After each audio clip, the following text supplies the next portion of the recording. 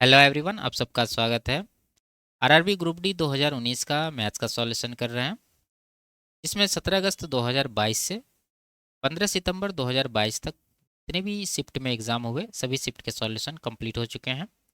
इनके सारे videos playlist में मिल जाएंगे। आज की क्लास में 16 सितंबर 2022 का दूसरा शिफ्ट का सॉल्यूशन करेंगे। इसका पहला शिफ्ट का वीडियो भी प्लेलिस्ट में मिल जाएगा और इन सब के सॉल्यूशन पहले ही कंप्लीट हो चुके हैं। इनके वीडियोस प्लेलिस्ट में मिल जाएंगे। तो शुरू करते हैं। उससे पहले चैनल पर नए हैं तो चैनल को सब्सक्राइब कर लीजिए। आगे बढ़ते हैं। पहला सवाल है, 32 पार्सल का औसत वजन 96 kg दर्ज किया गया था। ठीक है। यदि एक और पार्सल का वजन शामिल किया जाता है तो औसत में 2 kg की वृद्धि होती है। नए पार्सल का वजन ज्ञात कीजिए। ठीक है। देखिए, यहाँ पर एक चीज़ आपको देखना पड़ेगा कि ये नया पार्सल के शामिल होने से क्या प्रभाव पड़ा है। अगर आप प्रभाव जानते हैं तो इसका आंसर आराम से निकाल पाएंगे। ठीक है। देखिए, कह रहा 32 पार्सल का जो औसत वजन था वो कितना था, 96 kg। लेकिन जब ये नया पार्सल ग्रुप में शामिल हुआ तो प्रत्येक का एवरेज 2 kg बढ़ गया। यानी हम कह सकते हैं कि जब ये नया पार्सल ग्रुप में शामिल हुआ तो ये पहले वाला जो एवरेज था 96 kg, इसको तो मेंटेन किया ही, साथ में क्या किया, प्रत्येक का एवरेज 2 kg बढ़ा दिया। तो पहले था 32 पार्सल, एक पार्सल नया शामिल हुआ तो टोटल 33 पार्सल हुए और प्रत्येक का वजन 2 kg बढ़ गया तो 2 से गुना कर दीजिए तो इतना का वृद्धि है। पहले एवरेज जो मेंटेन किया वो तो है ही, तो टोटल कितना हो गया, 33 गुना 66 प्लस 96, ये हो जाएगा 162। तो ये जो है नया पार्सल का वजन है, ऑप्शन नंबर 4 में दिया गया है। ठीक है। आगे, निम्नलिखित का मान ज्ञात कीजिए। ठीक है। तो देखिए, यहाँ 5/8 की पावर -7 है, यहाँ 8/5 की पावर -4 है और यहाँ 1/4 की पावर -3 है। यानी आधार कहीं पर भी बराबर नहीं है। लेकिन इसको अगर हम लोग देखें तो ये दोनों क्या है, यहाँ 5/8, यहाँ 8/5, दोनों एक दूसरे का रेसिप्रोकल है। यानी इन दोनों को हम लोग बराबर कर सकते हैं। किस तरह से देखते हैं। यहाँ पहला है 5/8, पावर है इसका -7, उसके बाद गुना 8/5 है, तो हम लोग क्या करेंगे, इसको उलट देंगे। यानी ये 5/8 हो जाएगा और पावर जो है माइनस में वो प्लस में 4 आ जाएगा। ठीक है। अब जानते हैं कि जैसे x/y की पावर m रहे तो इसको अगर पलटना है, यानी x/y को y/x करना है, तो पावर क्या हो जाता है, नेगेटिव हो जाता है। या फिर नेगेटिव में पावर दिया रहे और इसको पलटना है तो ये पावर क्या हो जाएगा, पॉजिटिव हो जाएगा। तो वही चीज़ यहाँ पर किए हैं। उसके बाद गुना 1/4 की पावर -3 है और सबका होल पावर कितना है, -3। ठीक है, तो वो लगा देंगे। अब ये वैल्यू कितना हो गया, देखिए ये दोनों तो बराबर हो चुका है, बीच में गुना है तो हम लोग क्या कर सकते हैं, पावर को जोड़ सकते हैं। आप जानते हैं कि घातांक में ये नियम होता है कि अगर आधार बराबर रहे और बीच में गुना रहे तो पावर को जोड़ देंगे, और भाग रहता है बीच में तो पावर को घटा देते हैं। तो यहाँ पर जुड़ जाएगा, पावर हो जाएगा क्या, 5/8 की पावर हो जाएगा -7 और प्लस का 4 करेंगे तो कुल मिला के -3 आएगा, और गुना 1/4 की पावर -3 है पहले से, और इन सब का होल पावर -3। ठीक है। अब देखिए, एक चीज़ और यहाँ पर देखना होगा कि यहाँ पर -3 दोनों का पावर जो है सेम है, तो इस कंडीशन में क्या होता है, आधार गुना हो जाता है। यानी 5/8 गुना 1/4 करेंगे तो ये 5 बट्टा कितना हो जाएगा, 32, और पावर रह जाएगा -3, यानी कॉमन पावर। और -3 पहले से है तो इसको हटाएंगे ब्रैकेट तो ये गुना में आ जाएगा।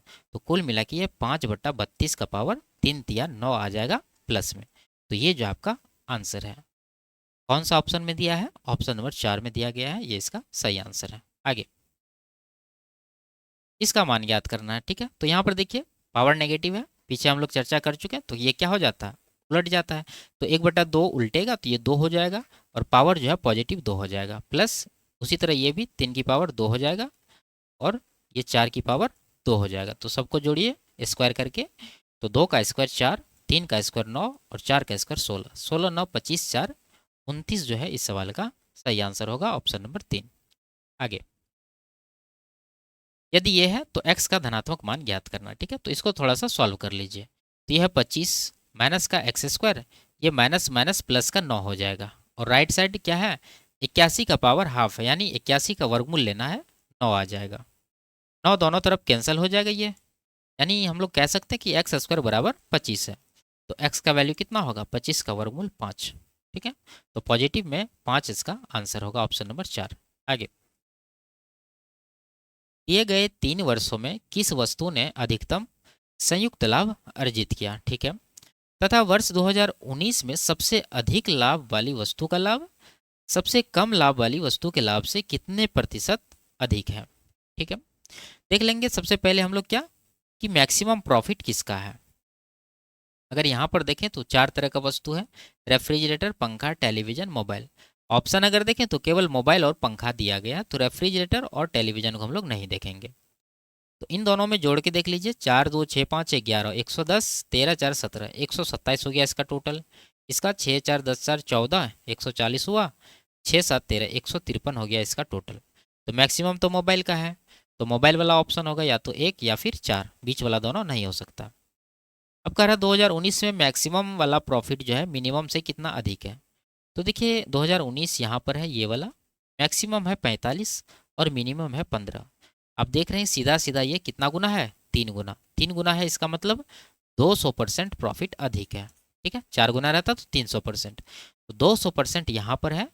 ऑप्शन नंबर 1 इसका करेक्ट आंसर हो जाएगा, चौथा नहीं होगा, ठीक है। आगे 200 मीटर और 300 मीटर लंबाई वाली 2 रेलगाड़ियां समान दिशा में क्रमशः 100 किलोमीटर प्रति घंटा और 120 किलोमीटर प्रति घंटा की चाल से चल रही है, ठीक है। पीछे से आने वाली तेज रेलगाड़ी द्वारा दूसरी रेलगाड़ी को पूरी तरह से पार करने में लगने वाला समय मिनट में ज्ञात कीजिए, ठीक है। देखिए आपको हमेशा हम बताते हैं जब 2 रेलगाड़ी एक दूसरे को क्रॉस करती है तो ये कितना दूरी कवर करती है, अपनी लंबाइयों के योगफल के बराबर, ठीक है। तो यहाँ से डिस्टेंस कितना होगा, 200 meter plus 300 meter, total 500 meter का डिस्टेंस कवर किया जाएगा। लेकिन इसका स्पीड क्या रहेगा, देखिए जब दोनों रेलगाड़ी समान दिशा में चले तो इनका जो रिलेटिव स्पीड होता है वो क्या होता है, दोनों के स्पीड का डिफरेंस, ठीक है। तो तेज रेलगाड़ी 120 के चाल से चल रही है और जो स्लो चल रही है वो 100 के चाल से चल रही है, तो डिफरेंस कितना का है, 20 का। तो इसको 20 से डिवाइड कर देंगे, लेकिन ये जो है मीटर में दे रखा है, जबकि ये जो है किलोमीटर प्रति घंटा में, ठीक है। आप देख सकते हैं स्पीड किलोमीटर प्रति घंटा में है, तो इसको 5/18 से आप गुना कर दीजिए, तो 5 नीचे रहेगा, 18 ऊपर चला जाएगा। तो 20 50 100 हुआ, 100 से 2 जीरो काट देंगे, 5 गुना 18, 90 सेकेंड इसका टाइम आएगा। लेकिन मिनट में पूछ रहा तो इसका कितना हो जाएगा, 1.5, 1.5 मिनट। तो ये जो है आपका आंसर होगा ऑप्शन नंबर 3। आगे रवि के वेतन में पहले 50% की कमी हुई, बाद में 50% की वृद्धि हुई। उसका अंतिम वेतन उसके आरंभिक वेतन की तुलना में कितना प्रतिशत कम था। फॉर्मूला लगा दीजिए सक्सेसिव का, पहले कम हुआ -50, फिर बढ़ा +50, एक बार प्लस एक बार माइनस है तो आगे माइनस आएगा, 50 गुना 50/100, इतना परसेंट का चेंज आएगा। तो ये दोनों तो कैंसिल हो जाएगा, माइनस प्लस है, तो ये हो गया, गुना करने के बाद जीरो काट दीजिए, ठीक है। तो गुना करने के बाद -25 आएगा, -25 मतलब क्या, कमी है 25% का। ऑप्शन नंबर 4 में दिया गया है और ये कमी ही पूछा जा रहा था इसमें। आगे 2 गोलों के आयतनों का अनुपात 27:8 है। जिस क्रम में उनका यहाँ उल्लेख हुआ है उसी क्रम में इन गोलों के पृष्ठीय क्षेत्रफलों का अनुपात ज्ञात कीजिए, ठीक है। देखिए आप जानते हैं कि गोला का आयतन जो है यहाँ पर लिखते हैं क्या होता है, 4/3 पाई आर क्यूब। यानी आप कह सकते हैं यहाँ पर ये जो 4/3 और पाई है ये कांस्टेंट है, ये हमेशा आएगा, सब में आएगा, ठीक है। लेकिन बदलेगा आयतन किस वजह से, ये त्रिज्या की वजह से। यानी हम लोग कह सकते हैं कि गोला का जो आयतन है वो किस पर निर्भर करता है, त्रिज्या पर। और यहाँ पर आयतन का रेशियो क्या है, 27:8। तो यहाँ से हम लोग रेडियस का रेशियो निकाल लेंगे, क्या हो जाएगा, आर का क्यूब लगता है आयतन में, तो ये आर का क्यूब में दिया गया है, आपको आर निकालना तो इसका घनमूल लेना पड़ेगा। तो 27 का घनमूल 3 आ जाएगा और 8 का घनमूल 2 आ जाएगा। तो ये हो गया त्रिज्या का अनुपात। अब हमें निकालना है टोटल सरफेस एरिया का रेशियो, ठीक है। तो एरिया का रेशियो क्या होगा, एरिया का फॉर्मूला क्या होता है, 4πr²। तो ये 4π कांस्टेंट रहता है, सब में आता है, चेंज किस पर होता है, रेडियस पर। यानी रेडियस का स्क्वायर में जो है इसका क्षेत्रफल का अनुपात होता है। तो रेडियस 3 2 है तो इसका स्क्वायर करिए तो 9 और 4 आएगा। तो यही इस सवाल का आंसर होगा, ऑप्शन नंबर 3 में दिया गया है। आगे 3 सेंटीमीटर भुजा वाले समबाहु त्रिभुज का क्षेत्रफल ज्ञात कीजिए, ठीक है। सिंपल सा आप जानते हैं समबाहु त्रिभुज का क्षेत्रफल क्या होता है, √3/4 इंटू भुजा का स्क्वायर। भुजा यहाँ पर 3 है, इसका स्क्वायर कितना आ जाएगा, 9, ठीक है। तो 9 √3/4 आंसर होगा। लेकिन ऑप्शन में तो कुछ और ही दे रखा है, तो ये क्या दे रखा है, ये 243 रूट के अंदर है, लेकिन नीचे आप 4 देख सकते हैं, यहाँ पर है केवल। तो ऑप्शन नंबर 3 इसका आंसर लगा दीजिए। अगर आपको समझना तो इसको आप इस तरह से लिख सकते हैं, जैसे रूट 3 तो है ही, ये 9 बाहर है, अगर इसको रूट के अंदर ले जाना होगा तो क्या करना होगा, ये √81 आपको लिखना पड़ेगा। ठीक है, आप इसका उल्टा भी देख सकते हैं, √81 का वर्गमूल 9 आ जाएगा और नीचे 4 का 4 रहने देंगे, तो रूट वाला को गुना कर दीजिए, तो रूट के अंदर कितना हो जाएगा, 81 या 243/4 नीचे में है, तो ये आ जाएगा ऑप्शन नंबर 3। ठीक है, आप चाहे यहाँ पर सोच सकते हैं या नहीं तो ऑप्शन को जो है थोड़ा सा आप सिंप्लीफाई कर सकते हैं। आगे इसको सरल करना है। ठीक है, देखिए आप यहाँ पर देख सकते हैं 4p³ + 3 और यहाँ भी 4p³ - 3 दोनों जगह सेम चीज़ है, केवल यहाँ प्लस है और माइनस है। तो ये फॉर्मूला पर है, कौन सा फॉर्मूला, देखिए a + b का होल स्क्वायर - a - b का होल स्क्वायर। ठीक है, तो इसका फॉर्मूला होता क्या है, 4ab। आपको एक चीज़ और यहाँ पर देखना है, अगर ये आगे रहता यानी a - b का होल स्क्वायर आगे रहे और -a + b का होल स्क्वायर पीछे रहे, तब जाके ये माइनस में 4ab आता है। ठीक है, आपको दोनों चीज़ याद रखना है, कन्फ्यूज नहीं होना है, नहीं तो आंसर गलत हो सकता है। और एक चीज़, अगर बीच में प्लस रहता है, ठीक है, प्लस में कोई अंतर नहीं आएगा, चाहे आगे रहे पीछे रहे उससे फ़र्क नहीं पड़ता है, केवल यहाँ प्लस रहेगा बीच में और सेम चीज़ रहेगा, तब जाके इसका फॉर्मूला हो जाता है 2 × a² + b²। ठीक है, आप तीनों चीज़ याद रखें। तो यहाँ पर कौन सा फार्मूला लगेगा, +4ab। तो 4 × a क्या है, a है ये आपका 4p³, b क्या है 3q, गुना कर दीजिए, 4 × 12 = 48 तो आएगा ही, साथ में p q गुना q² यानी p/q² इसको आप बोल सकते हैं। तो ये कौन सा ऑप्शन में दिया गया है, 48 के साथ यहाँ पर ऑप्शन नंबर 4 में, ये इसका सही आंसर है। आगे, महेश किसी बैंक से 2000 रुपया निकालता है, उसे 50 रुपया और 100 रुपया के कुल 32 नोट मिलते हैं, उसे प्राप्त हुए 50 के नोटों की संख्या कितनी है। ठीक है, देखिए ये वो गाय और मुर्गी वाले जो सवाल होते हैं, 2 पैर और 4 पैर वाले, उसी कॉन्सेप्ट पर ये रहता है।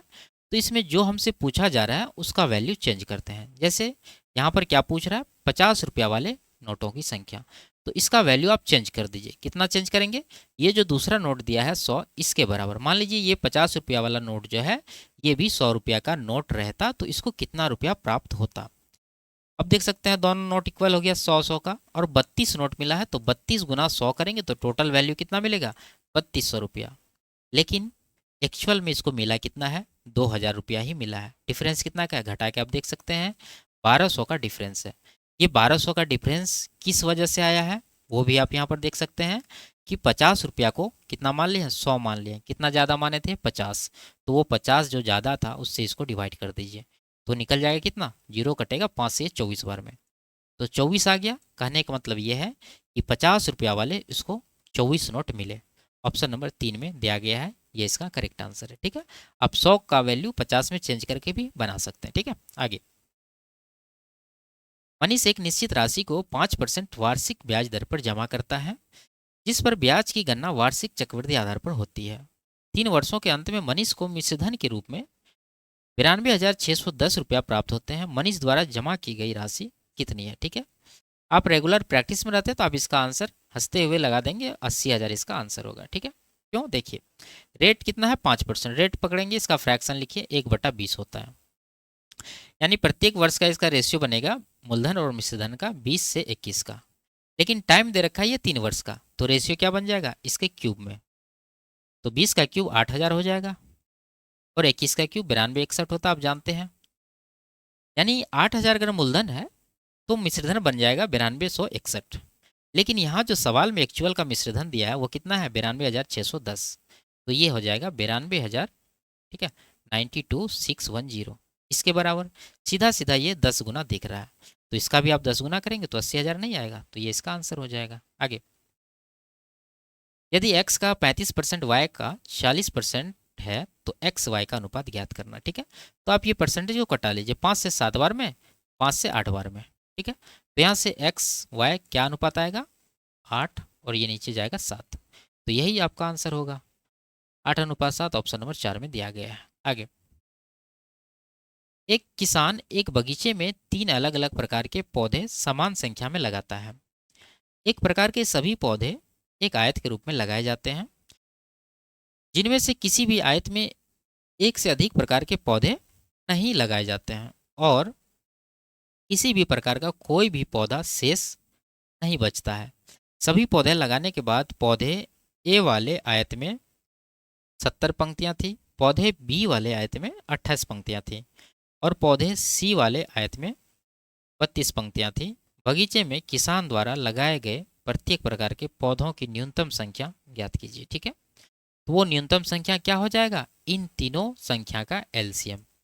ठीक है, आपसे ये पूछा जा रहा है कि वह छोटी से छोटी संख्या ज्ञात कीजिए जिसको इन तीनों से विभाजित किया जा सकता है। तो वो नंबर क्या होता है, इन तीनों का एलसीएम होता है। यानी एलसीएम निकालना है किसका, 70 का, और दूसरा है आपका 28 फिर 42, इन तीनों का एलसीएम निकालना है। तो एलसीएम क्या हो जाएगा, सबसे बड़ा नंबर उठा लीजिए एलसीएम में 70। 70 के बाद देखेंगे 28 का इसमें क्या है, 14 है। ठीक है, 14 पंचे तो 2 नहीं है, 2 से गुना कर देंगे। 42 का 14 है, 3 नहीं है, 3 से गुना कर देंगे। 3 दूना 6 7 42 पर 1 जीरो, 420 इसका सही आंसर होगा। ऑप्शन नंबर 2 में दिया गया है। आगे, वह छोटी से छोटी प्राकृतिक संख्या ज्ञात कीजिए जो इन चारों से विभाज्य है। ठीक है, तो वो क्या होगा, इन चारों का एलसीएम होगा। यानी तो आप चेक कर सकते हैं, यहाँ 36 है, 36 मतलब 9 गुना 4, तो 9 का मल्टीपल आंसर होगा। 5 4 9, 9 का मल्टीपल है, ये नहीं है, ये भी नहीं है। और आगे देखिए 8 भी है। अगर पहला ऑप्शन देखें तो ये 8 या 24, 12 बचा, ये 8 का मल्टीपल नहीं है, हटा दीजिए। एक ही ऑप्शन है, ऑप्शन नंबर 3 इसका करेक्ट आंसर होगा। ठीक है, आगे, रामू की आयु सुनील की आयु से 8 वर्ष कम है। यदि उनकी वर्तमान आयु का अनुपात 7:9 है तो रामू की आयु कितनी है। ठीक है, देखिए अगर रेशियो में दोनों का डिफरेंस निकालिएगा तो कितना आएगा, 7 और 9 का डिफरेंस 2, और एक्चुअल में डिफरेंस है 8 वर्ष का। ठीक है, ये कह रहा है रामू जो है सुनील से 8 वर्ष कम, इसका मतलब ये 8 वर्ष क्या डिफरेंस ही है, तो ये 2 यूनिट 8 वर्ष के बराबर होगा। क्या निकलना है, निकलना है रामू की आयु। तो पहले है रामू यानी 7 यूनिट का है रामू, तो 7 यूनिट का वैल्यू भी निकाल देंगे। तो 2 का 8 4 गुना है, तो 7 का 4 गुना 28 वर्ष इसका आंसर होगा। ऑप्शन नंबर 3 में दिया गया है। आगे, दो समरूप त्रिभुजों की दो संगत भुजाओं की लंबाइयों का अनुपात 2:1 है। समान क्रम में इन दोनों त्रिभुज के क्षेत्रफलों का अनुपात कितना होगा। ठीक है, देखिए आप जानते हैं कि जो त्रिभुज समरूप होते हैं उनका जो क्षेत्रफल होता है उनके संगत भुजाओं के स्क्वायर के रेशियो में होता है। तो संगत भुजा का अनुपात 2:1 है, तो इसके स्क्वायर कर दीजिए। 2 का स्क्वायर 4, 1 का स्क्वायर 1, तो 4 1 इसका आंसर होगा। तो ऑप्शन नंबर 4 में इसका करेक्ट आंसर है। आगे, 2 अंकों वाली एक संख्या के अंकों का योगफल 12 है। इसके अंकों को आपस में बदलने पर प्राप्त संख्या दी गई संख्या से 18 अधिक है। संख्या ज्ञात कीजिए। ठीक है, ऑप्शन से कर लीजिए। अंकों का योगफल 12 होना चाहिए। चेक करेंगे, पहला ऑप्शन 7 6 13 नहीं होगा, ये भी 13 नहीं होगा, यहाँ पर 7 2 9 यह नहीं होगा, यहाँ पर 5 7 12 ये इसका करेक्ट आंसर होगा। ठीक है, इसमें कुछ करने की आवश्यकता ही नहीं है। आगे, एक विक्रेता 20% की हानि पर गेहूं बेचने का दावा करता है, लेकिन वह जिन बाट का उपयोग करता है उसका वजन वास्तविक वजन से 40% कम है। उसका प्रतिशत लाभ ज्ञात कीजिए। ठीक है, तो बेईमान दुकानदार वाला कॉन्सेप्ट यहाँ लगेगा। पहले ये कह रहा है कि हम 20% हानि पर बेच रहे हैं, यानी 100 का सामान ये 80 में बेचने का दावा करता है, लेकिन ये कम नापता है 40%। कहने का मतलब ये है कि अगर आप इस विक्रेता से 100 ग्राम सामान खरीद रहे हैं तो ये एक्चुअल में आपको कितना देगा, 100 से 40% कम, यानी 60 ग्राम सामान देगा। तो यहाँ पर तो नुकसान है, लेकिन दूसरा कंडीशन में ये दुकानदार को प्रॉफिट हो रहा है 40 ग्राम का। तो ओवरऑल कितना का प्रॉफिट हुआ आप गुना करके निकाल लीजिए, और उससे पहले जो कटने वाला है उसको कटा दीजिए। 100 कट जाएगा, 20 दिया 20 चौके, यानी 3 से 4 के रेशियो में जो है प्रॉफिट ये कमा रहा है। तो एक का प्रॉफिट है 3 के ऊपर, तो 1/3 कितना होता है, 33.33%। ऑप्शन नंबर 4 में सही आंसर दिया गया है। आगे, इसका मान ज्ञात करना है। ठीक है, तो निकाल लेते हैं। देखिए पहले क्या है, साइन एक्स लिखेंगे प्लस कॉस एक्स, नीचे क्या है, टेन 90 माइनस एक्स। इसको आप क्या लिख सकते हैं, इसको लिख सकते हैं कॉट एक्स पूरक में बदल के। ठीक है, और आप जानते हैं कि कॉट बराबर क्या होता है, कॉस बटा साइन, यानी कॉस एक्स बटा साइन एक्स जो है इसका वैल्यू होगा। तो यहाँ पर आपको रख देना है, तो कॉस एक्स नीचे रखिए और साइन एक्स को ऊपर भेज दीजिए, ये गुना में हो जाएगा। ये कॉस एक्स ऊपर नीचे कट जाएगा, तो sine plus sine 2 sine x इसका सही आंसर होगा। ऑप्शन नंबर 2 में दिया गया है। आगे, एक दुकानदार 70 केजी प्याज 560 रुपया में खरीदता है और पूरे लॉट को 10 रुपया प्रति केजी की दर से बेचता है। उसका प्रतिशत लाभ कितना है? ठीक है, सिंपल सा है। 70 केजी का दाम 560 है, तो 1 केजी का दाम कितना होगा? डिवाइड करेंगे तो 7 अट्ठे 56, यानी 8 रुपया पर केजी का दाम पड़ा।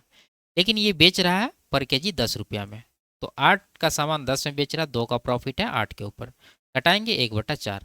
1/4 मतलब 25% का इसको प्रॉफिट है। ऑप्शन नंबर 1 इसका सही आंसर है। आगे, इनमें से कौन सा विकल्प इसका मान होगा? ठीक है, तो अप्रॉक्स में वैल्यू निकालना आपको। देखिए 11.96, इसको आप 12 लिखेंगे। आप जानते हैं कि पॉइंट के बाद अगर 5 से ऊपर रहता है वैल्यू तो उसको 1 काउंट करते हैं, लेकिन पॉइंट के बाद 5 से कम वैल्यू रहता है तो उसको 0 काउंट करते हैं। ठीक है, तो ये चीज़ आप इसको याद रखें। तो ये 12 होगा, यहाँ पर ये हो जाएगा 5 और ये हो जाएगा 12, फिर माइनस ये होगा 12 और ये 2, तो 12 दूना 24 लिख दीजिए एक साथ। तो 12 12 24, इधर 24 माइनस में, तो ये सब कट जाएगा, बचेगा केवल 5।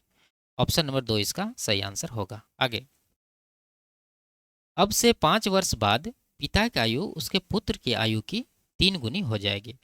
5 वर्ष पहले पिता की आयु उसके पुत्र की आयु की 7 गुनी थी। उनकी वर्तमान आयु कितनी है? ठीक है, देखिए हम लोग यहाँ से लिखेंगे, ये 5 वर्ष पहले का जो रेशियो है वो लिखेंगे। क्या कह रहा है? पुत्र का 7 गुना पिता, ये लिख देते हैं सन, ये लिख देते हैं फादर। यानी सन अगर 1 यूनिट का था तो फादर 7 यूनिट का होगा। अब आते हैं 5 वर्ष बाद, ये वाला कंडीशन पे। ठीक है, कह रहा पिता पुत्र की 3 गुनी हो जाएगी, यानी पुत्र अगर 1 यूनिट का होगा तो पिता 3 यूनिट का हो जाएगा। अब टोटल गैप देखिए समय का, ये है 5 वर्ष पहले का रेशियो और ये है 5 वर्ष बाद का रेशियो, तो टोटल गैप आ गया 5 + 5 10 साल का। तो यहाँ पर दोनों जगह आप 10 10 लिख दीजिए। अब क्रॉस मल्टीप्लीकेशन करके डिफरेंस लीजिए, यहाँ 3 1 का 3, यहाँ 7 1 का 7, तो 7 और 3 का डिफरेंस 4 है। उसी तरह नीचे भी कर लीजिए, 10 1 का 10, 10 3 30, डिफरेंस है 20 का, तो 4 का 20 कितना गुना है? 5 गुना। अब यहाँ पर रखेंगे तो 5 साल इसका हो जाएगा और यहाँ पर रखेंगे तो 7 × 5 = 35 साल इसका एज होगा। क्या पूछ रहा? उनकी वर्तमान आयु। और ये पहला वाला जो रेशियो था 5 साल पहले का था। वर्तमान मानने के लिए दोनों में क्या करना होगा? 5 5 जोड़ना होगा, तो 5 जोड़ेंगे तो 10 होगा, इसमें 5 जोड़ेंगे तो ये 40 होगा, तो 10 और 40 इसका आंसर होगा। ऑप्शन नंबर 4 में है, ये इसका सही आंसर है। आगे, यदि अल्फा और बीटा द्विघात समीकरण के मूल हैं तो alpha cube plus beta cube का मान ज्ञात करना है। ठीक है, देखिए ये समीकरण से हम लोग क्या निकाल सकते हैं? यहाँ से अल्फा प्लस बीटा निकाल सकते हैं। क्या होगा? अब जानते हैं माइनस का b/a होता है और b क्या है? x का गुणक माइनस का 3, और माइनस पहले से भी कुल मिला के 3 प्लस में आ जाएगा, a x² का गुणक 2 है तो 2 आ जाएगा। Alpha plus beta 3/2। अब निकाल सकते हैं यहाँ से अल्फा बीटा। अल्फा बीटा क्या होता है? c/a, तो c है माइनस का 35, a है 2, तो ये माइनस का 35/2 आएगा। क्लियर है? अब क्या पूछ रहा है? क्यूब में मान पूछ रहा है, तो यहाँ पर फॉर्मूला लगा दीजिए। ए क्यूब प्लस बी क्यूब का क्या होता है? ए प्लस बी का होल क्यूब, यानी यहाँ हो जाएगा अल्फा प्लस बीटा का होल क्यूब माइनस का 3 alpha beta into alpha plus beta, ये फॉर्मूला होता है। देखिए अल्फा प्लस बीटा भी आपको प्राप्त है और अल्फा इंटू बीटा भी आपको प्राप्त है, वैल्यू रख दीजिए। तो अल्फा प्लस बीटा यहाँ 3/2 है, इसका क्यूब में रखना, तो 3 का क्यूब 27, 2 का क्यूब 8, माइनस 3 गुना अल्फा बीटा माइनस का 35/2 है इंटू अल्फा प्लस बीटा यहाँ पर 3/2 है, रख देंगे। 27/8, ये माइनस माइनस प्लस हो जाएगा, 35 × 105 × 315 हो जाएगा और नीचे 2 दूना 4 हो जाएगा। जोड़ेंगे तो कितना होगा? 8 तो नीचे रहेगा ही, इधर 630 + 27 657 हो जाएगा। तो 657/8 इसका सही आंसर होगा। ऑप्शन नंबर 4 दिया गया है। आगे, निम्न आंकड़ों की माध्यिका ज्ञात कीजिए। ठीक है, तो माध्यिका निकालने के लिए सबसे पहले आपको चाहिए कम्युलेटिव फ्रीक्वेंसी। वो कैसे निकलेगा? देखिए ये आपका फ्रीक्वेंसी है और ये वर्ग अंतराल है। तो कम्युलेटिव फ्रीक्वेंसी निकालने के लिए पहले ये फ्रीक्वेंसी का जो पहला वो लिखेंगे 12, फिर आगे जोड़ते जाएंगे। 12 + 18 30, 30 + 20 50, 50 + 25 75, 75 + 30 105, 105 + 20 125, फिर 125 + 15 140। ठीक है। अब खोजना होगा आपको माध्य का वर्ग। वो खोजने से पहले n/2 निकाल लीजिए। तो n/2 कितना होगा? 140 आपका n है, नीचे 2 से डिवाइड करेंगे तो यह आएगा 70। ठीक है। तो आपको देखना है कि कम्युलेटिव फ्रीक्वेंसी में 70 इसके बराबर या फिर इससे जस्ट बड़ी कहाँ पर है। तो आप कहेंगे यहाँ 75 है, तो ये हो गया आपका माध्य का वर्ग। ठीक है। अब माध्यिका निकालना है तो फॉर्मूला भी आना चाहिए। तो फॉर्मूला क्या होता है माध्यिका का? L + n/2 - CF नीचे F गुना H। ये सब कहाँ से लिखेंगे? यहाँ से देखिए, L तो ये हो जाएगा आपका वर्ग अंतराल का छोटा वाला लोअर 45, प्लस n/2 यहाँ पर हम लोग निकाल चुके हैं 70, वो आ जाएगा, माइनस CF। तो CF जो है वो माध्यिका वर्ग का नहीं लेते हैं, वो पहले वाला लेते हैं। तो 50 यहाँ से लेना होगा आपको। नीचे फ्रीक्वेंसी, फ्रीक्वेंसी में देखिए ये जो माध्यिका वर्ग का फ्रीक्वेंसी है वही लेंगे 25 और गुना H मतलब ये जो है दोनों के बीच का गैप 10, वो आएगा H। इसको कैलकुलेट करिए, आपका आंसर आ जाएगा। ठीक है। तो इसको घटाएंगे 70 में 50 तो बचेगा 20। 5 से 4 बार में कटा दीजिए, 5 से 5 बार में, 5 से 10 को 2 बार में, तो 4 दूना 8, 45 में 8 जोड़ेंगे तो 53 इस सवाल का आंसर बन जाएगा। ऑप्शन नंबर 2 में दिया गया है। आगे, 3 वर्षों के दौरान किस कंपनी की कुल बिक्री सबसे अधिक है? 1999 से 2001 तक किसी भी कंपनी द्वारा पंजीकृत उच्चतम संयुक्त बिक्री राशि और न्यूनतम संयुक्त बिक्री राशि का अंतर ज्ञात कीजिए। ठीक है। तो पहले आप ये देख लीजिए कि मैक्सिमम सेल्स किसका है। ठीक है। तो जोड़ना पड़ेगा सबको, लेकिन ऑप्शन देखें तो 2 ही कंपनी का नाम यहाँ लिया गया है, एक बीकेएन एक टीवाईडी, वही रिपीट किया है। तो एसीजी और पीओडी को हटा दीजिए, इन दोनों को जोड़ लीजिए। 6 5 11 2 13 130, इधर 12 142 यहाँ का योगफल हो गया। यहाँ पर 3 1 4 5 9 90 100, इधर 9 यानी 109 यहाँ पर आ गया। तो मैक्सिमम तो टीवाईडी का, तो बीकेएन वाला हटा दीजिए ऑप्शन से, ये नहीं होगा, पहला भी नहीं होगा। 2 ऑप्शन है, इन दोनों को छांटने के लिए आपको बाकी दोनों को भी जोड़ना होगा, क्योंकि ये कह रहा है 1999 से 2001 तक मैक्सिमम और मिनिमम का डिफरेंस ज्ञात कीजिए। तो चारों को जोड़ना होगा। 3 4 7 3 10 100 हो गया, 5 3 8 2 10 110 यहाँ का योगफल है। यहाँ 5 2 7 3 10 और यहाँ 15, तो 115 यहाँ का है। तो मैक्सिमम तो यहाँ पर 142 और मिनिमम है यहाँ पर 109, दोनों का डिफरेंस कितना होगा? 33 का। तो 33 वाला ऑप्शन नंबर 2 में है केवल, ये इसका करेक्ट आंसर होगा। आगे, यदि एक ठोस लंबवृत्तीय बेलन का आयतन 198 मीटर क्यूब है, ठीक है, और उसके आधार की त्रिज्या 3 मीटर है, तो उसकी ऊंचाई ज्ञात कीजिए।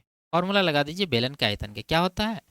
पाई आर स्क्वायर। ठीक है। तो पाई का वैल्यू कर रहा है 22/7, तो ले लेंगे 22/7 इंटू आर, 3 है तो 3 का स्क्वायर 9 इंटू एच जो कि निकालना है बराबर 198। देखिए 22 नमा 198 होता तो ये कट जाएगा 198 से, एच बराबर कितना होगा? 7। ये आपका आंसर है ऑप्शन नंबर 3। आगे, एक व्यक्ति 8,000 रुपये की राशि को 10% वार्षिक साधारण ब्याज दर पर जमा करता है। 2 वर्षों के अंत में उससे प्राप्त होने वाला मिश्रधन ज्ञात कीजिए। तो मूलधन 8,000, उसमें ब्याज निकाल के जोड़ दीजिए। 10% के दर से 2 वर्ष में 20% का ब्याज मिलेगा, तो 8,000 में 20% जोड़ेंगे यानी कि 1,600 रुपया, तो ये बन जाएगा 9600। ऑप्शन नंबर 2 इसका आंसर हो जाएगा। आगे, तो ये लास्ट सवाल था। वीडियो आपको कैसी लगी कमेंट में जरूर बताइए। अच्छी लगी तो वीडियो को लाइक शेयर और चैनल को सब्सक्राइब कर लीजिए। फिर मिलते हैं अगले क्लास में, तब तक के लिए बाय बाय, टेक केयर।